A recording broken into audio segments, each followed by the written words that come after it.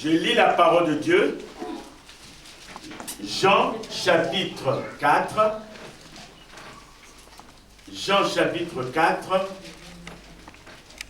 versets 7 à 15. Nous nous mettons debout pour recevoir cette parole. Telle est notre habitude. Nous lisons la parole de Dieu au nom de Jésus. Jean chapitre 4, versets 7 à 15. Nous lisons la parole. Une femme de Samarie vint puiser de l'eau. Jésus lui dit, « Donne-moi à boire. » Car ses disciples étaient allés à la ville pour acheter des vivres. La femme samaritaine lui dit, « Comment toi qui es juif, me demandes-tu à boire, à moi qui suis une femme samaritaine? Les Juifs, en effet, n'ont pas de relation avec les Samaritains. » Jésus lui répondit, « Si tu connaissais le don de Dieu, qui est celui qui te dit « Donne-moi à boire », tu lui aurais toi-même demandé à boire, et il t'aurait donné de l'eau vive. Seigneur, lui dit la femme, tu n'as rien pour puiser, et le puits est profond. D'où aurais-tu donc cette eau vive? Es-tu plus grand que notre père Jacob, qui nous a donné ce puits, et qui en a bu lui-même, ainsi que ses fils et ses troupeaux?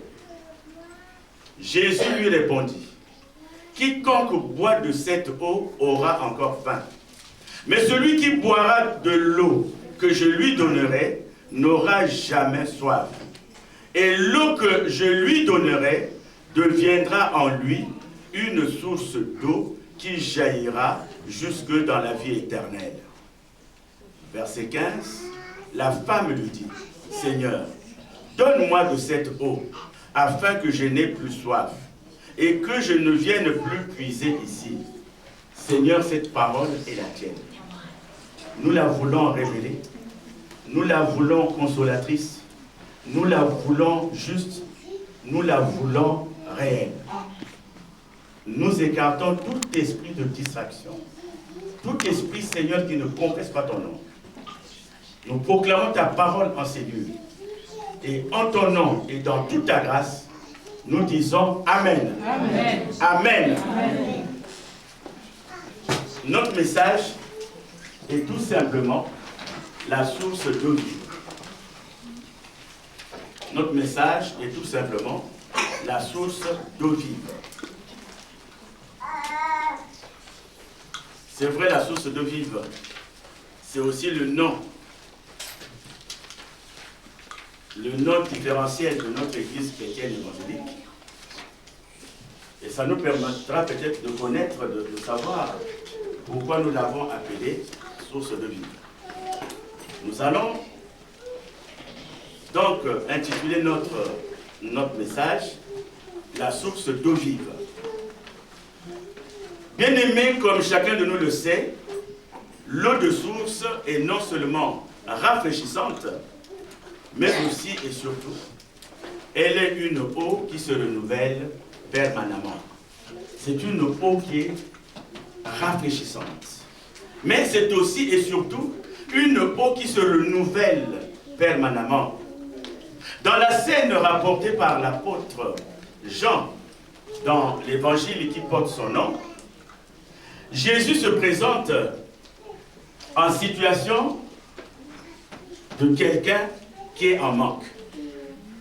Jésus se présente en situation de quelqu'un qui est sérieusement en manque de l'eau à boire. On peut dire que c'est une situation de pauvreté. Quand vous manquez quelque chose, c'est que quelque part vous êtes pauvre. Donc Jésus se présente dans cette situation.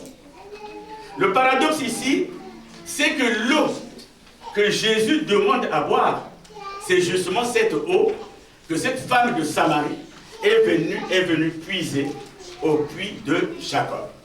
Nous connaissons Jacob. Jacob, celui qui a eu la grâce de Dieu. Et d'ailleurs, comme son nom était supplanteur, c'est-à-dire voleur, Dieu a changé son nom en Israël. Donc, c'est un puits qui est béni, un puits qui a été creusé par un homme de Dieu que le Seigneur a utilisé puissamment. Malheureusement, à cause d'un certain conflit, qui doit être très vieux certainement, cette femme samaritaine est contrainte, elle a une double contrainte. La première contrainte qu'elle a, elle ne peut pas adresser la parole à Jésus. Tout simplement parce que Jésus est juif et elle est samaritaine. Et entre les Samaritains et les Juifs, le courant ne passe pas. Donc elle est obligée par cette démarche, elle a l'obligation de ne pas dire bonjour à Jésus, de ne pas lui adresser la parole, tout simplement parce que ça remonte à des années certainement. Il y a une situation qui a fait que les Juifs et les Samaritains ne puissent pas être en bon terme.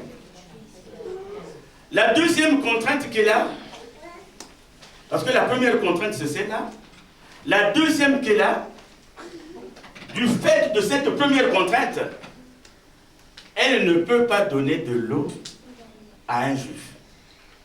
Fût-il Jésus-Christ, elle ne peut pas lui donner de l'eau. Donc cette femme est confrontée à une situation qu'elle ne maîtrise pas, mais une situation qu'elle subit tout simplement par la tradition. Par cet entretien que Jésus a aussi en direction de cette femme, par cet échange que Jésus, en tout cas, cet échange qu'il a avec la femme de Samarie, Jésus vient de briser un tabou. Il vient de briser un tabou qui était vieux, qui était difficile à supporter. Jésus l'a brisé, rien que par sa gentillesse, rien que par sa façon de s'exprimer, rien que par sa façon de comprendre la Samaritaine. Il a brisé ce tabou. Parce que Jésus et la femme samaritaine ont pu parler. Est-ce que quelqu'un peut dire Amen? Amen. Est-ce que quelqu'un peut dire Amen? Amen. Jésus et la Samaritaine ont pu parler. Parce que Jésus, justement, il nous donne là une technique même d'évangélisation. Il nous donne là une démarche d'évangélisation. Tu as en face de toi quelqu'un qui ne te regarde pas. Tu as en face de toi quelqu'un qui ne veut pas entendre ce que tu vas dire.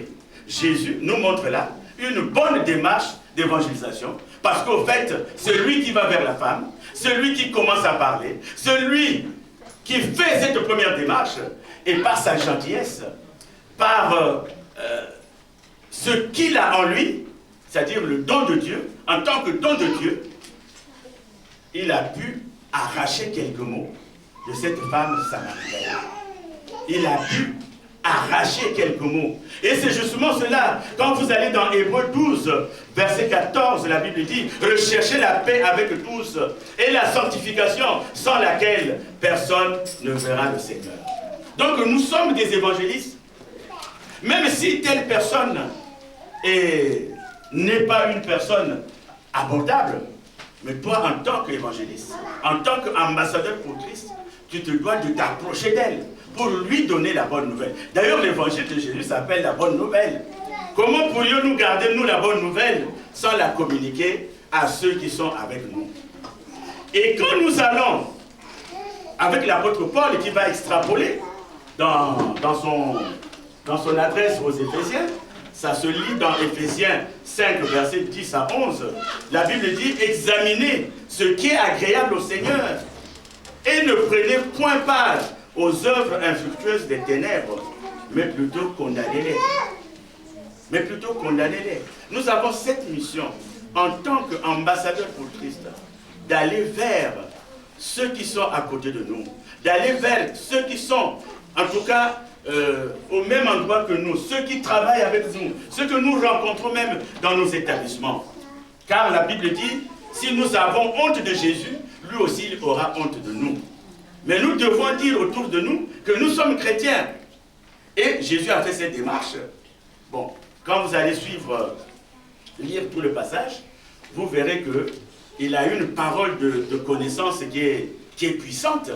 Parce qu'il dira à cette femme que tu as raison de dire que tu n'as pas de mari, car celui que tu as en ce moment, qui est le 5e, qui est le 6e plutôt, n'est pas ton mari.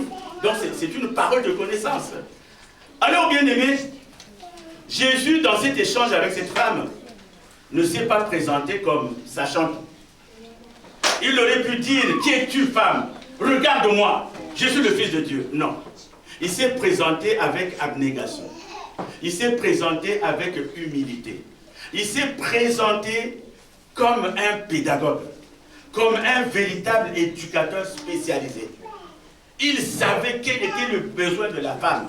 Il savait quel mot adresser à cette femme. Donc Jésus s'est présenté, non pas comme nous en avons l'habitude, moi je sais tout, je maîtrise tout, non. Il s'est présenté avec abnégation, il s'est effacé, il s'est présenté avec humilité, et il s'est adapté même à ce langage de la femme. Il s'est adapté, mais par ce langage, Jésus va conduire cette femme de Samarie jusqu'à lui faire connaître, jusqu'à lui faire découvrir qui était en face de lui. Parce que nous, le plus souvent, quand nous nous présentons, nous disons je suis un tel, je suis ceci, je suis cela. Non. Lui, il est rentré dans le jeu de la femme avec une minutie, avec une certaine dextérité. Il a avancé, il a parlé à la femme et la femme a mis outre, elle est passée outre son tabou qui lui interdisait qui lui disait de ne pas parler à un juif. Elle a quand même parlé aux juifs. Et par ce mouvement, par cette attitude, nous pouvons dire effectivement que cette attitude d'humilité, cette attitude d'abnégation est une préfiguration que nous allons voir de Jésus dans son sacrifice suprême au mont Golgotha. Il ne s'est pas regardé, il n'a pas vu ce qu'il était, il n'a pas regardé son pouvoir, il n'a pas dit qui était-il, mais il a subi parce qu'il fallait qu'il subisse. Et nous avons le prophète Ésaïe qui nous dit dans Ésaïe 53, et Ésaïe 53, il nous dit quoi? Il nous dit, il a été maltraité, verset 7, il a été maltraité, opprimé, et il n'a point ouvert la bouche, semblable à un agneau qu'on mène à la boucherie, à une brebis muette devant ceux qui l'attendent. Il n'a point ouvert la bouche. Est-ce que quelqu'un peut dire amen? Amen. C'est un comportement, c'est un esprit d'humilité. Un esprit d'humilité. Parce qu'avec l'humilité, et Jésus, comme il était humble, il a vraiment avancé. Donc ce n'est pas surprenant que cette femme de Samarie puisse se réjouir de la promesse que lui fait Jésus. Parce que Jésus lui fait une promesse. Jésus lui dit, je te donnerai une eau. Mais cette eau est une eau vive. Une eau qui ne tarit jamais. Une eau que tu auras et tu ne viendras plus puiser l'eau ordinaire ici. Parce que l'eau que je vais te donner est une eau qui ne s'épuise jamais. Bien sûr, quand vous lisez la parole, vous allez comprendre que Jésus-Christ parlait du Saint-Esprit qui n'était pas encore arrivé. Il parlait surtout du Saint-Esprit qui n'était pas encore là. Il parlait du Saint-Esprit à cette femme. Alors, bien aimés, nous allons continuer tout simplement en nous disant que le Seigneur Jésus, d'ailleurs nous le savons tous, c'est le plus grand prédicateur. Nous savons tous que aucun prédicateur n'est supérieur à Jésus. Et nous savons qu'aucun pédagogue n'est supérieur à Jésus. Et nous savons qu'aucun éducateur n'est plus spécialisé que Jésus. Parce que Jésus sait placer les mots qu'il faut à la place qu'il faut. Est-ce que quelqu'un peut dire amen? Amen. Alors notre message de ce matin va se subdiviser en deux parties essentielles. La première partie, l'importance et le symbole, c'est-à-dire le symbolisme de la source de l'île. L'importance et le symbolisme de la source de l'île. C'est-à-dire c'est quoi la source de l'île et pourquoi c'est important. Parce que là on parle d'une source de l'île. C'est quoi la source de l'île dont il parle? Quelle est son importance?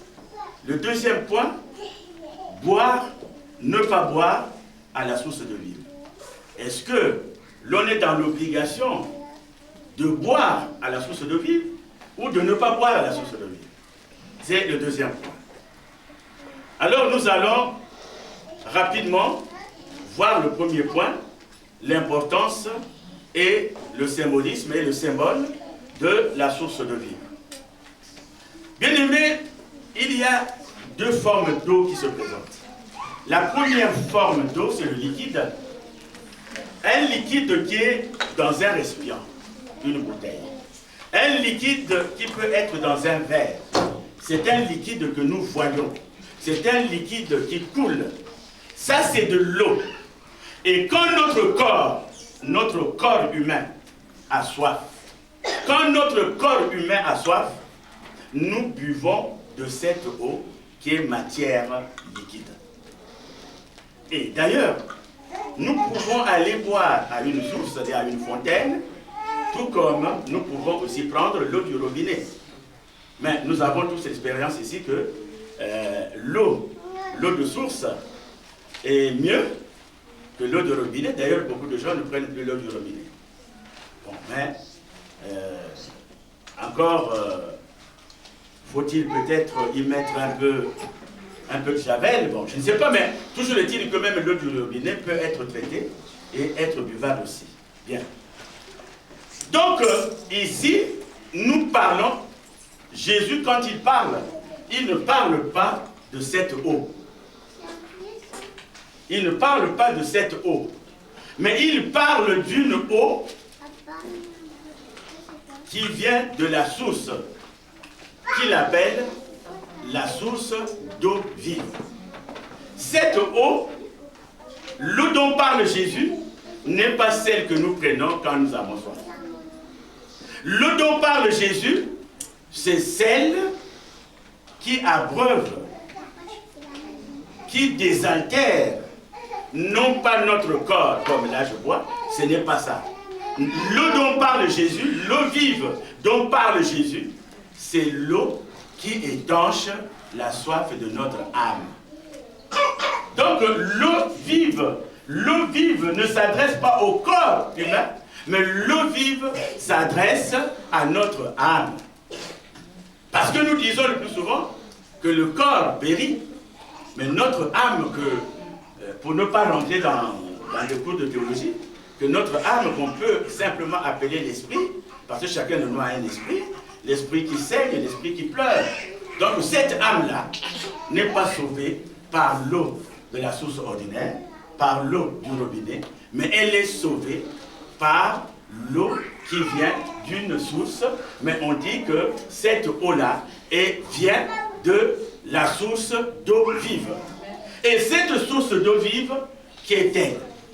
Cette source d'eau vive, c'est Jésus-Christ lui-même. La source d'eau vive n'est pas autre chose que le Seigneur Jésus lui-même. Alors, d'ailleurs il dit que l'eau que je vais lui donner ne lui donnera plus soif. Et cette eau deviendra une source d'eau qui jaillira jusque dans la vie éternelle.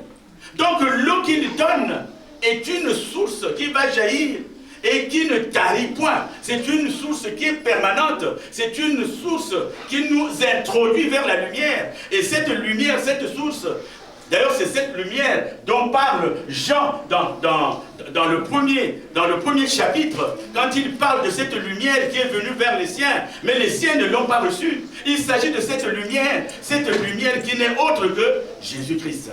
Si quelqu'un peut dire amen. Amen. Donc quand nous parlons de la source de vie, quand Jésus parle d'une eau ici, quand Jésus parle de la source de vie, il parle tout simplement de lui-même. Parce que lui-même, il est la vie. Il nous dit dans la parole, je suis le chemin, la vérité, la vie. Donc Jésus est la vie. Jésus a dans ses mains la vie éternelle. Cette eau-là ne nous donne pas la vie éternelle.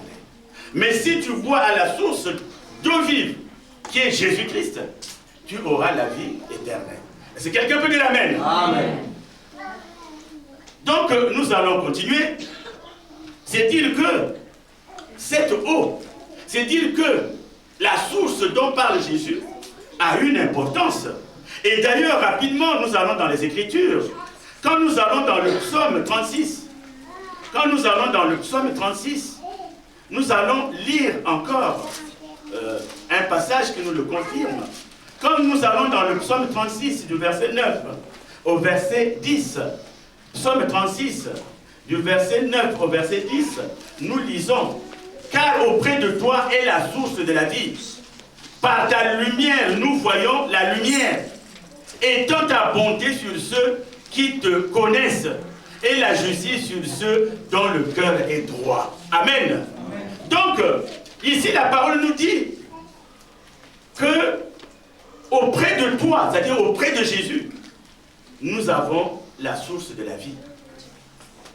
Par la lumière, par ta lumière, Jésus est une lumière. Nous voyons la lumière. Au fait, si nous voyons la lumière, parce que nous sommes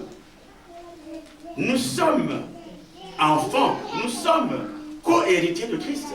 C'est lui qui nous permet, et d'ailleurs plus tard, quelque part, je crois que ça doit être dans Jean 8, verset 32, il nous dit, vous connaîtrez la vérité, et la vérité vous affranchira. C'est par lui que nous avons la vérité, c'est par lui que nous avons la lumière. Et dans Apocalypse, le dernier livre, le livre de la Révélation, dans Apocalypse 7, nous pouvons aussi lire un passage qui nous fortifie dans ce que dit le Seigneur. Apocalypse chapitre 7, verset 17, nous lisons aussi un passage qui nous fortifie dans ce que dit le Seigneur. Car l'agneau qui est au milieu du trône les paîtra et les conduira aux sources des eaux de la vie. Et Dieu essuiera toutes larmes de leurs yeux. Amen. Donc quand nous avons Jésus, tout à l'heure la sœur qui précédait disait, quel que soit ton problème, confie-toi à Jésus. Quand nous avons Jésus, en tout cas lui, il essuie nos larmes. Lui, il nous donne la solution. Lui, il nous éclaire. Lui, il nous conduit. Hier, nous étions errants. Nous ne savons pas où aller. Mais maintenant, notre vie a un sens. Maintenant, quand nous nous réveillons le matin, nous savons qu'on doit communier avec nos frères. Maintenant, nous savons que quand nous nous levons, nous n'allons pas dire que nous avons l'habitude de nous lever à 6 heures pour nous rendre au travail. Mais nous nous levons en disant, merci Seigneur pour la grâce que tu m'as faite. C'est par ta grâce que je me suis levé. C'est par ta grâce que j'ai pu dormir. Donc c'est important parce que notre vie n'est plus la même. Il y a quelque chose qui a changé en nous. Nous avons changé. Et c'est parce que, ce n'est pas parce que nous avons voulu changer, mais c'est parce que le Christ nous a fait changer. Est-ce que quelqu'un peut dire Amen? Amen. Alors nous continuons, bien aimés. Toujours dans Apocalypse 21, nous pouvons aussi lire un passage qui nous consolide, qui nous fortifie dans ce que nous dit le Seigneur. Apocalypse 21, au verset 6. Nous lisons, et il me dit, c'est l'ange, c'est Jésus, et il me dit, c'est l'apôtre Paul et Jean qui parle, c'est fait. Je suis l'alpha et l'oméga, le commencement et la fin. À celui qui a soif, je donnerai de la source de l'eau de la vie, gratuitement. Amen. À celui qui a soif, il va donner de l'eau, de la source de la vie. Il va donner de l'eau. Et ce qui m'introduit ici au deuxième point. Est-ce que l'on doit boire ou ne pas boire à la source d'eau vive? Est-ce que, en d'autres termes, est-ce que l'on doit suivre Jésus ou ne pas le suivre? Est-ce que nous avons à gagner en suivant Jésus? Est-ce que nous avons à perdre en ne pas le suivre? Vous savez, avant nous, il y a Pierre qui disait, mais nous avons tout abandonné. Nous avons tout abandonné pour te suivre. Quel est notre résultat? Quelle est notre récompense? C'est vrai? Nous disons, j'ai tout quitté, j'ai tout abandonné pour Jésus. Mais qu'est-ce que nous recevons en abandonnant ce que nous étions? Nous recevons quoi de Jésus? Est-ce que nous devons boire à cette source? Je commencerai par une remarque. Aujourd'hui, Le drame des églises évangéliques chrétiennes, c'est un drame qui s'instruit, qui s'établit, non seulement les églises chrétiennes évangéliques, ce qu'on appelle facilement les églises de l'éveil, même aussi la grande Babylone en souffre aussi. La grande Babylone a le même problème aussi. Hein? Non seulement les églises de réveil, mais la grande Babylone, enfin quand je dis la grande Babylone, il s'agit de l'église catholique. Bien. Donc même la grande Babylone a le même problème. Le problème c'est lequel? Le problème est au niveau de la qualité du recrutement. Au niveau de la qualité du recrutement. Parce que ici, le Christ nous dit à celui qui a soif. Il faut d'abord avoir soif. Quand tu as soif, alors lui te donne de l'eau, de la source de la vie. Avoir soif. Il faut avoir soif. Qu'est-ce qui se passe dans le recrutement? Il y a, enfin, depuis très longtemps, ce que moi j'appelle un recrutement automatique. Et qu'on peut aussi appeler un recrutement par procuration. Je viens au monde dans une famille qui va à l'église. En tout cas, je ne sais absolument rien de l'église. Je suis encore un enfant. Je suis enrôlé à la foi de mes parents. Parce que, à moi, on ne va pas parler de foi, je suis encore tout gamin. J'ai peut-être 1 an, j'ai peut-être 2 ans, j'ai peut-être 6 mois. Alors je suis enrôlé par la foi de mes parents. Ils me demandent pas mon avis, le dimanche quand même, ils m'amènent à l'église. Parce que s'ils avaient demandé mon avis, j'allais dire, maintenant, où m'amènes-tu? Et parfois, quand on va à cet âge-là à l'église, on ne sait pas pourquoi on y va. Donc, le problème est d'abord au niveau du recrutement. Aujourd'hui, il y a des gens qui sont devenus chrétiens par amour. Ils ont rencontré une femme chrétienne, ils ont rencontré un homme chrétien, eux aussi sont devenus chrétiens. Vous savez, quand on aime, on devient presque, je ne sais pas comment l'expliquer, mais celui qui aime ne fait plus de contrôle. Lui, il a rencontré la femme de sa vie, et quand la femme lui dit, mais allons prier, oh chérie, allons-y.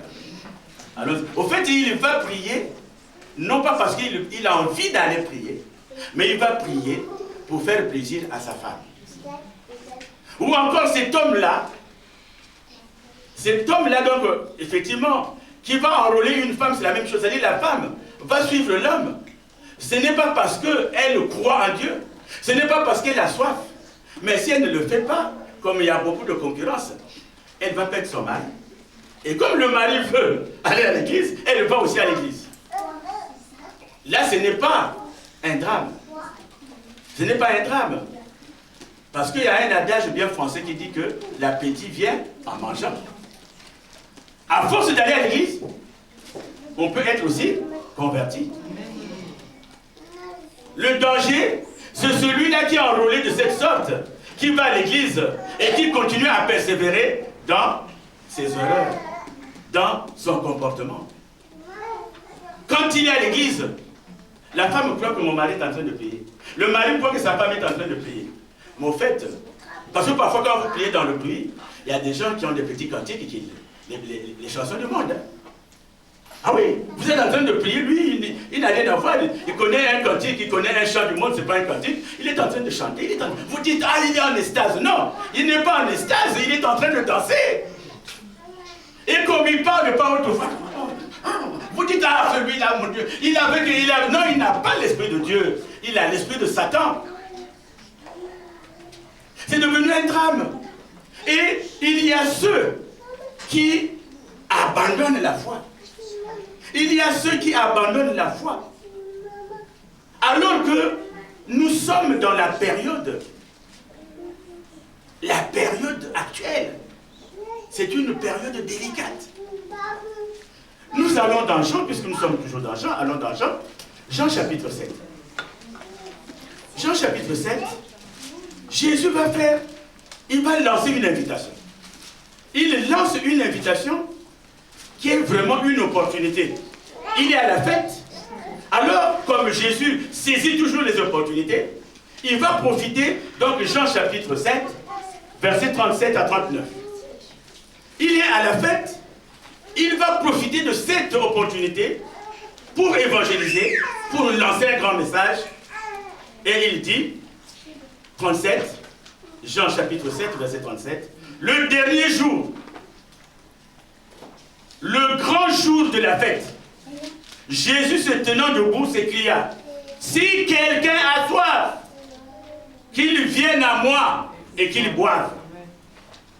Celui qui croit en moi, des fleuves d'eau vive couleront de son sein, comme dit l'Écriture. Et il dit cela de l'Esprit que devaient recevoir ceux qui croiraient en lui, car l'Esprit n'était pas encore, parce que Jésus n'avait pas encore été glorifié. Des fleuves d'eau vive. Les fleuves d'eau vive, quand vous dites que des fleuves d'eau vive, c'est tout simplement le Saint-Esprit. C'est le Saint-Esprit. Si tu crois en moi, et si tu bois à ma source, tu auras le Saint-Esprit dans ta vie. Or que le Saint-Esprit, c'est le plus grand cadeau, la plus grande grâce que Jésus nous a donnée. Parce que le Saint-Esprit te guide. Parce que le Saint-Esprit est avec toi. La promesse est juste de Jésus. Il a dit, je serai avec vous en tout temps et en tout lieu. C'est-à-dire, quand tu es dans la misère, quand tu es dans la tristesse, Jésus est avec toi. Invoque seulement son nom, quelque chose se passera. Lorsque tu as tout perdu. Aujourd'hui, dans nos pays, il se passe des guerres fratricides. Des gens qui mangeaient avec vous dans le même quartier. Parce que tu supportes telle partie, eux ils supportent telle partie, ils viennent, ils détruisent tout ce que tu as construit. Même si tu es dans cette situation, ne désespère pas. Dis seulement que ton Dieu est grand. Dis seulement que lui ne t'abandonne pas. Dis seulement, il a fait la promesse, je serai avec toi. Quel que soit le problème qui est le tien. Aujourd'hui, c'est depuis des années que tu tentes ceci. Depuis des années, tu as commencé à... C'est-à-dire, depuis que tu as commencé à passer ton permis de conduire, tu es peut-être à la 20e année. Tu as vieilli dans le permis de conduire. Tu y vas échec, tu y vas échec, tu y vas échec. Alors, est-ce que tu as regardé le véritable Jésus? Parce que vous savez qu'il y a des faux. Et il le dit dans Matthieu, que beaucoup diront, Seigneur, Seigneur. Beaucoup diront, nous avons fait des miracles. Beaucoup diront, nous avons guéri. Beaucoup diront, nous avons fait ceci. Et il se retournera vers eux pour lui dire, non, je ne vous ai jamais connu. Est-ce que quelqu'un peut dire amen? Amen. Alors il faut chercher le vrai Jésus. Parce que maintenant il y a des faux. Si tu as rencontré le vrai Jésus, et que tu te mets à genoux, et que tu le regardes, et que tu jeûnes, aujourd'hui les enfants de Dieu n'ont plus la force de jeûner. D'ailleurs quand tu dis nous allons jeûner, ça devient même une injure. Aujourd'hui quand tu dis aux enfants de Dieu, nous allons rester dans la prière. En tout cas, vous ne les voyez pas. Mais si seulement vous changez, je crois que c'est ce qu'on fera un jour. Si seulement vous changez, le vendredi, il y a l'anniversaire du pasteur. On va commencer la fête à partir de 0h, nous allons danser et boire, et il y aura tout.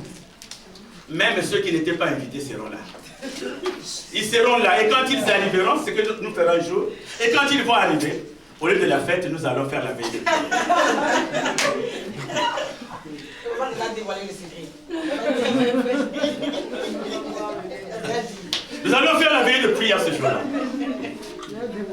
Parce qu'aujourd'hui, quand vous les appelez pour la prière, ils ne viennent pas. Ils deviennent lourds. Et il y a beaucoup de raisons. Oh, tu sais, moi, je ne peux pas venir parce que... Tu sais, moi, je ne peux pas venir parce que... Mais dis seulement. Dis seulement, ah, ma soeur, tu le sais, oui. Mais ce soir, à minuit, Hollande viendra à Sens. C'est vrai. Il sera où? Il sera là-bas à Courtois, là où il y a l'église. Mais il vient faire quoi? Il va distribuer un peu d'argent. Ah, je vous dis. La raison qu'on a avancé pour la veille n'a plus lieu. Et vous les voyez, là, ils sont en train, tous en bonne santé, en train de tourner là pour attendre Hollande. Il va venir donner de l'argent. Ils attendent avec impatience. Dès qu'il vient, même ceux qui ne pouvaient pas courir vont partir en courant. Alléluia. Amen. Oh, bien-aimé. Si seulement tu regardes le vrai Dieu. Au lieu de te lamenter, au lieu de pleurer, regarde le vrai Dieu. Car ton Dieu est vivant. Regarde ce que ce Dieu a fait. Souviens-toi de toutes les activités, de tous les actes rapportés par les évangélistes. Ce sont des témoins qui ont rapporté tout ce que nous avons vu. La Bible parle de cette femme qui était boumbe. Elle ne pouvait pas se lever, elle ne pouvait pas se redresser. Mais Jésus a prié pour elle. Elle a repris sa forme. La Bible nous parle de cet homme-là qui était aveugle. La Bible dit même qu'il était aveugle de naissance. Alléluia. Et celui qui dira à Jésus, que veux-tu? Que veux-tu que je te donne? Que veux-tu que je fasse pour toi? Il dit tout simplement que je veux recouvrer ma vie. Souvenez-vous, ce ne sont pas des histoires qu'on raconte. Parce que nous, quand on était jeunes, on lisait le livre des contes. Comment on appelle ça? Contes, comment? Voilà, contes de la brousse et de la forêt. Là, il y avait les histoires du lièvre. Il y avait les histoires du lièvre. Il y avait le lièvre qui était toujours intelligent, qui trompait toujours les gens, qui sortait. Ça, ce sont des contes. Ce sont des fables. Mais l'histoire de Jésus n'est pas un conte. L'histoire de Jésus n'est pas une fable. L'histoire de Jésus, c'est la vérité.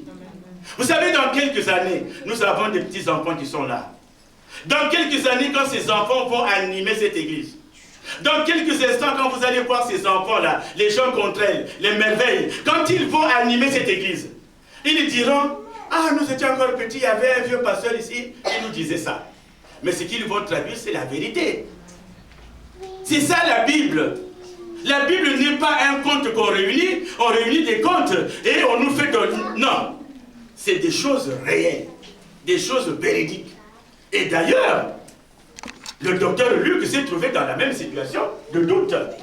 Le docteur Luc, il n'était pas avec Jésus. Il a tellement lu ces histoires, il s'est dit, mais c'est pas vrai, je m'en vais vérifier. Le docteur Luc, qui est l'ami de Paul, est allé sur le terrain. Il est allé vérifier. Et sur le terrain, il a trouvé des gens qui lui disaient, oui, ça s'est passé à tel endroit, ça s'est passé comme ça. Et d'ailleurs, quand vous lisez Luc, c'est quelqu'un qui s'intéresse souvent au miracle. Tout simplement parce qu'il est médecin. Donc, bien aimé, si jusque-là tu crois que la Bible est une réunion des choses, c'est que tu n'as pas encore vraiment bien compris quelle est la parole de Dieu. Alors Jésus donne à celui qui croit. Donc, dans celui qui croit, il y a ce que nous appelons aujourd'hui le libre service. Vous voyez, quand même, vous lisez l'histoire de Jésus et les disciples qu'il avait envoyés. Ça doit être Jean chapitre 6. Quand vous lisez ces gens-là, parce qu'ils étaient près de plus de 60, ils étaient 70 ou 72. Donc quand il les envoie tous, il les envoie. Parce que Jésus leur dit que pour avoir la vie, il faut manger ma chair. Que pour avoir la vie, il faut boire mon sang. Ils ont dit, mais c'est quoi cette affaire-là? Mais c'était un anthropophage, ce monsieur-là. Maintenant, il faut manger la chair de quelqu'un. Maintenant, il faut boire la chair de... Ah, non. Nous, on ne va plus suivre cet homme-là. Ils sont partis. Mais Jésus ne les a pas obligés. Jésus n'a pas pris des mots malins pour dire, mais revenez, revenez. Non, il a fait son discours et il leur a dit, allez. Et d'ailleurs, c'est là que Pierre aura la révélation. Quand vous allez lire, vous allez voir que Pierre aura la révélation. Dans ce chapitre 6-là, Pierre aura la révélation. Il va vous dire quoi? Seigneur, verset 68, Seigneur, à qui irions-nous? Tu as les paroles de la vie éternelle. Est-ce que quelqu'un peut dire Amen? Amen. Est-ce qu'on doit aller ou ne pas aller? Si, il y a ce qu'on appelle le libre service, le libre arbitre. Aujourd'hui, chacun peut décider de suivre Jésus ou de ne pas le suivre. Chacun peut le décider. Parce que Jésus, même à ses disciples, ne fait pas d'obligation. Mais comme nous dit la parole de Dieu, c'est Moïse qui le dit, inspiré, je mets devant toi deux voies. Il y a une voie qui sauve et il y a une voie de malédiction. je crois qu'il dit, moi je te conseille de choisir la voie qui sauve. Alors le problème, bien aimé, la question pour nous aujourd'hui, c'est de nous dire, est-ce que nous avons raison d'être là? Est-ce que nous avons raison d'être là? Est-ce que nous devons boire? Parce que nous sommes là pour boire à la source de vie. Pas en tant qu'Église, mais en tant que parole de Jésus. Nous sommes là pour boire à la source de vie. Nous sommes là pour boire à cette source. Mais est-ce que nous avons raison de boire à cette source ou de ne pas boire? C'est une très bonne question. Alors c'est là que nous allons lire. Quand vous lisez Jean chapitre 4, quand vous lisez Jean chapitre 4, vous pouvez lire à partir du verset 23. La Bible dit quoi? Que le Père, c'est-à-dire, d'ailleurs quand vous commencez au début du chapitre 4, la Bible vous dit, mais l'heure vient, à partir du verset 23, oui, mais l'heure vient, elle est déjà venue, où les vrais adorateurs adoreront le Père en esprit et en vérité. Il s'agit ici de la source de vie. Il s'agit de la vraie parole de Dieu. Il s'agit... S'il vous plaît, vous l'amenez où? Elle rentre à la maison. Elle rentre à la maison? Oui. Tu ne peux pas avoir la force qu'on puisse prier pour toi? Elle ne tient pas. Il faut qu'elle vienne. Bien. Donc, la Bible nous dit, l'heure vient, mais elle est déjà venue. Parce que nous sommes, effectivement, les adorateurs qui adorent le Père en esprit et en vérité. Ce sont ceux-là qui vont boire à la source. Ceux qui adorent le Père en esprit et en vérité. Ce sont ceux-là, ce sont ces adorateurs-là que le Père demande. Parce que pour boire à la source de vivre, il faut d'abord croire en Christ. D'ailleurs, il ne fait que reprendre ce qu'il nous a dit dans Jean 1. Dans Jean 1, il nous dit, elle est venue chez les siens et les siens ne l'ont pas reçue. Mais à tous ceux qui l'ont reçue, à ceux qui croient en son nom, elle a donné le pouvoir de devenir enfant de Dieu. C'est Dieu qui nous appelle. Si tu es là, mon frère, si tu es là, ma soeur, il ne faut pas te dire que ce matin j'ai décidé d'aller à l'église. Non. Dieu a voulu que tu viennes à l'église. Il ne faut jamais dire que non, mais, mais Dieu, non, moi je vais à l'église. Non, si tu dis je vais à l'église, parce que Dieu a voulu que tu partes à l'église. Mais le jour où tu n'es pas dans la prière, le jour où tu ne vas pas boire à la source de vivre, tu vas devenir paresseux. Il est 8 heures, tu lèves les yeux comme ça. Comme le froid commence à revenir là, hop, encore la couette. Il est seulement 8 heures, je vais me réveiller à 9h, à 9h30. Il n'est plus 9h30, mais quand je te réveille, il est 11h. Il est 11h. C'est pour cela que nous avons des frères et sœurs qui sont abonnés au retard.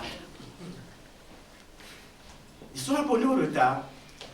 Et le problème, le drame pour ces frères et sœurs, il commence quand on approche de 11h, de 13h, il regarde l'heure. Et dès que vous passez d'une minute ou deux, ça tue. Mais tu es arrivé à quelle heure? Tu es arrivé avec 20 minutes de retard. Maintenant, quand on a 5 minutes avant, l'heure est finie à 13h, essayez de faire ça chez un employeur. Vous devez commencer à 9h. Vous allez à votre emploi à 10h. Et comme vous devez terminer à midi, allez chez vous. Je crois que vous ne mettrez pas du temps, il va vous chasser. Jésus, c'est la même chose. C'est la même chose, bien aimé. Quand on va à l'église, on arrive en retard. Vous savez, beaucoup n'ont même pas, n'écoutent même pas l'adoration. Beaucoup. Et vous savez, le responsable numéro 1 de l'église, c'est celui qu'on appelle le berger. Celui qu'on appelle le responsable de l'église. Lui, il vient de très bon matin. Lui, il arrive facilement. Jérémie 2,9. Jérémie, c'est après Isaïe. Jérémie 2, du verset 9 au verset 13, nous dit. Jérémie 2. Nous allons lire la parole de Dieu. Jérémie 2, chapitre, verset 9 à 13 nous dit, la Bible nous dit, chapitre 2, verset 9 à 13, Jérémie. Nous lisons à partir du verset 9. C'est pourquoi je veux encore contester avec vous, dit l'Éternel. Je veux contester avec les enfants de vos enfants. Passez aux îles de Kittim et regardez. Envoyez quelqu'un à Kédar, observez bien. Et regardez s'il n'y a rien de semblable. Y a-t-il une nation qui change ses dieux? Quoiqu'ils ne soient pas des dieux. Et mon peuple a changé sa gloire contre ce qui n'est d'aucun secours. Cieux, soyez étonnés de cela. Frémissez d'épouvante et d'horreur, dit l'Éternel. Car mon peuple a commis un double péché. Ils m'ont abandonné, moi qui suis une source d'eau vive, pour se creuser des citernes crevassées qui ne retiennent pas l'eau. Israël, est-il un esclave acheté ou né dans la maison? Pourquoi donc devient-il une proie? Contre lui, les lionceaux rugissent, poussent leurs cris et ils ravagent son pays. Ses villes sont brûlées. Il n'y a plus d'habitants. Amen. Amen. Pourquoi aller construire des citernes? Les citernes dans la parole de Dieu bien-aimé, c'est le fait que tu adores un Dieu qui est différent. Tu adores par exemple le Dieu de l'argent. Le Dieu de l'argent est une citerne que tu as creusée. Tu adores le Dieu de l'argent. Aujourd'hui, nous voyons beaucoup qui étaient chrétiens, mais qui ont vendu leur âme à cause de l'argent. Dans nos pays, aujourd'hui, dans nos pays africains, il y a des niveaux de riches. Il y a des riches, des plus riches, des plus riches, des plus riches. C'est-à-dire, ils sont par niveau. Ils ont des sectes qu'ils appellent à leur nom. Et quand tu adhères à cette secte-là, tout d'abord, tu es content parce que tu auras beaucoup d'argent. Tu auras beaucoup d'entrées. Mais, à un moment donné, c'est ton fils qui va partir. À un autre moment, c'est ta femme qui va partir. À un autre moment, c'est ton neveu qui va partir. À un autre... Alors, mais quand tu as beaucoup d'argent, et tu n'as plus tes enfants, et tu n'as plus ton épouse, et tu n'as plus ta famille, à quoi sert cette richesse? À quoi sert-elle? Les gens ont fui, les gens ont abandonné le vrai Dieu. Aujourd'hui, les gens sont en train de prier le Dieu de l'argent. Tu abandonnes ton vrai Dieu parce que tu travailles et que tu essaies de travailler mais tu ne trouves pas de travail. Tu es venu dans ce pays, tu cherches à trouver du travail. Tu cherches la carte de séjour. La carte de séjour tarde. Tu essaies de faire ceci. Comme me disait quelqu'un, j'essaie de me débrouiller comme les autres. Tu essaies de te débrouiller, mais rien ne vient. Alors, si tu es une femme, si tu es un homme, tu vas faire quoi? Tu vas te lancer au métier le plus facile. Tu vas faire de la prostitution. Ce métier-là n'a pas besoin de qualification. On n'a pas besoin d'être qualifié. Parce que quand tu vas chercher du travail, on te dit, est-ce que tu as un BEP? Est-ce que tu as un bac? Là, il n'a pas besoin de bac. Tu vas te livrer dans la prostitution. Quand je parle de prostitution, les hommes me rient le plus souvent. Mais maintenant, les hommes se prostituent aussi. Ne l'oubliez pas. La prostitution est en milieu masculin. C'est un Dieu qui te perd. Alors que Jésus-Christ te dit que c'est une prophétie dont le temps est déjà fixé. Il te dit, quoi qu'il advienne, comme tu as quitté ton pays, tu aurais pu ne pas arriver. Mais comme tu es arrivé dans ce pays, et il a dit à Josué que tout pays que foulera la plante de ton pied, je te le donne en héritage. Il n'y a pas de raison que cette parole ne s'accomplisse pas dans ta vie. Le travail tarde à venir. Alors tu prends ce qui est facile. C'est pour cela, bien aimé, dans les milieux africains, vous voyez souvent nos sœurs, nos mères, nos épouses. Elles ont le métier le plus facile. Femmes de ménage. Elles ne vont pas loin, hein? Femme de ménage n'a pas besoin de qualification. Mais alors que depuis que tu es arrivé dans ce pays, tu pouvais étudier. Alors que depuis que tu es venu dans ce pays, tu pouvais aller à l'école. On te donne la possibilité d'étudier, mais tu prends le métier le plus facile. Alors que tu n'es pas n'importe quel homme. Tu n'es pas n'importe quelle femme. Ah, j'ai cherché comme ça, je n'ai trouvé que ça. Ah, ça me suffit. L'argent n'a pas d'odeur. L'argent n'a pas de nom.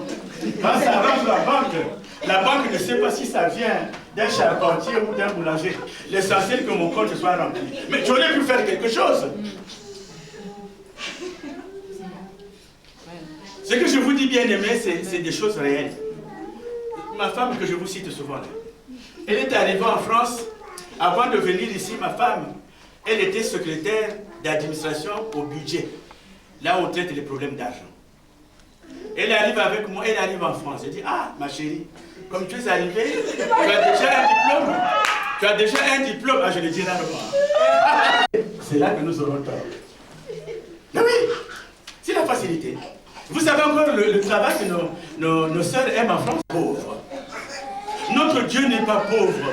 C'est ce que nous disons à nos jeunes. Maintenant que vous avez la possibilité d'étudier, ne vous abonnez pas aux dessins animés. Les enfants n'ont plus le temps d'ouvrir leurs livres. C'est des dessins animés. Ils ont tous les programmes. Et puis les parents disent comme il faut les laisser regarder les dessins animés. Tac, Gulli, tac, tac. Mais ce temps-là, ils pouvaient lire. Ah, mais il leur faut de la distraction, non? Et puis on va encore acheter des jouets pour eux. Donc ils ne font que ça. Mais nous n'en avons même pas eu, nous autres. C'est vrai, vous direz, nous appartenons à la vieille époque. Mais on n'est pas malheureux. Les parents, c'est-à-dire, n'incitent plus leurs enfants à étudier. Les parents n'incitent plus leurs enfants. À un moment donné, quand on avançait dans la vie, mon père qui ne savait pas lire et écrire, mais si tu voyais tous les samedis en train de jouer, il te dit, ce samedi, tu ne vas pas manger. Alors pour le tromper, on pouvait aller lire un livre, sans lire. Mais on était conscient, on était obligé de le lire. Donc, bien aimé, tu as un Dieu. Tu as un Dieu. Ne prends pas ce qui est facile. Ce n'est pas facile d'aimer Jésus. Ce n'est pas facile de tout quitter. En Christ, rien n'est facile. Regardez si vous avez l'habitude de prier à 5 h du matin. Parce qu'il y a des moments où la prière est vraiment agréable à Dieu. Ce n'est pas au moment où tu vas te coucher rapidement. Oui, tu peux faire une prière. Mais pas déjà au lit. Prends la précaution de prier avant d'aller dormir. Et si à 5 h du matin, ton réveil peut sonner. Parfois à 5 h du matin, quand tu entends le réveil là, ah, je vous dis, c'est au moment où on a vraiment sommeil. Hein. Et puis qu'est-ce que tu fais? Tu appuies. Pour qu'il ne sonne plus. Ah, il est quelle heure? Je vais prier après, c'est terminé. Satan va t'endormir. Parce qu'il sait qu'à 5 h du matin, si tu te réveilles et que tu fais une prière, là-haut, ça crie très fort là-bas. Alléluia, Alléluia, Alléluia, Alléluia, Alléluia. Ça se passe dans ces heures-là. Les anges sont là, attentifs.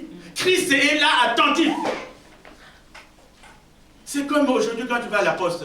Il y a des heures où tu entres facilement. Surtout nous qui sommes à la SUP, tout le quartier. Ils te disent venez surtout à telle heure. Mais quand vous allez à la fausse heure, je vous dis, la file est jusqu'au dehors. Jusqu'au dehors là vous attendez. Surtout maintenant avec le froid, on ne sait pas ce qu'on va faire. Mais si vous allez à la bonne heure, non, c'est ouvert. Vous faites votre mandat, vous partez. Il faut choisir le bon moment pour le Seigneur. Il faut donner au Seigneur. Notre Dieu, c'est quelqu'un qui nous donne de la nourriture au moment opportun. C'est ce que doit faire l'homme, c'est ce que doit faire la femme.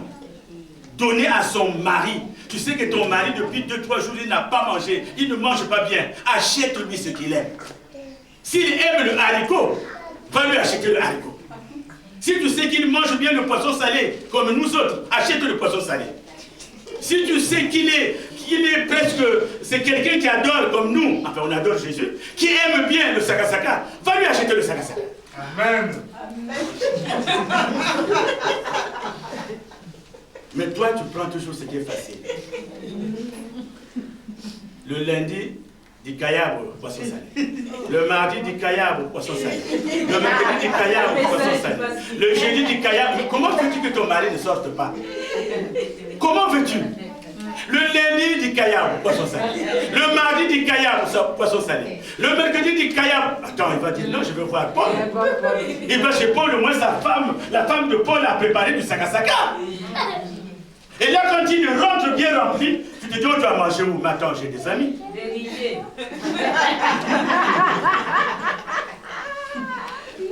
Il faut donner la nourriture qu'il faut au moment opportun. C'est comme la prière. Ne pleure plus. Et Dieu parle ici, justement, de cette double trahison. Ils ont abandonné Dieu. Ils sont allés creuser des citernes. C'est-à-dire ils sont allés vers d'autres dieux. Ils sont allés vers d'autres choses. Au lieu de se contenter de Jésus, on va vers d'autres choses. Ah, j'ai souvent les... Non, non, mais tu sais, avec la prière, moi, je sais ça. Ah, ça va pas, hein. Tu sais, moi, je commence à vieillir. Il me faut un mari rapidement, là. Je vieillis, mon mari. Ah, non, non, non. Avec la prière... Ah, ça va plus... Moi, je connais un marabout, hein. Ah bon? Oh, mais avec lui, un petit truc de rien du tout, ça va aller. Hein? Alors, tu vas creuser, justement, c'est là, creuser des citernes. Tu vas creuser des citernes